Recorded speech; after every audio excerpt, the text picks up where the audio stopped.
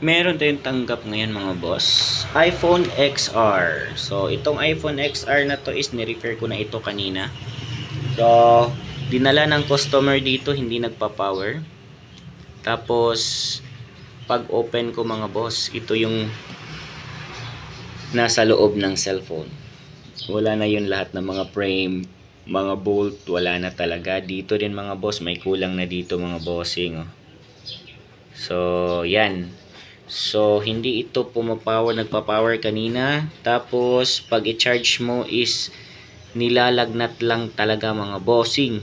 Sobrang init, umaapoy sa lagnat, hindi mo mahawakan yung piyasa dito mga boss dahil napakainit talaga.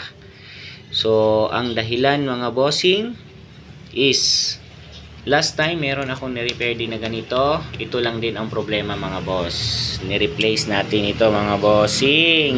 Itong piyesa na ito mga boss. Ayun. So ito din yung dahilan.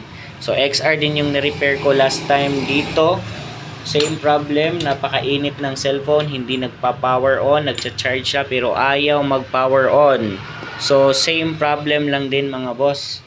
So ngayon mga bossing is nag-on na siya, tapos nagcha-charge na din mga bossing. So ilang percent na ba? 4% na siya. Kanina 0% yan kanina mga boss.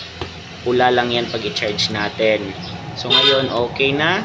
So hahanapan na lang natin ito ng mga bolt mga bossing at frame. Lalagyan natin ito. So ayun, ayos na. Sa mga gusto magpa-repair dyan ng cellphone mga bossing, ang location ko is dito sa Claro Emricto Street sa Malaybalay City mga boss.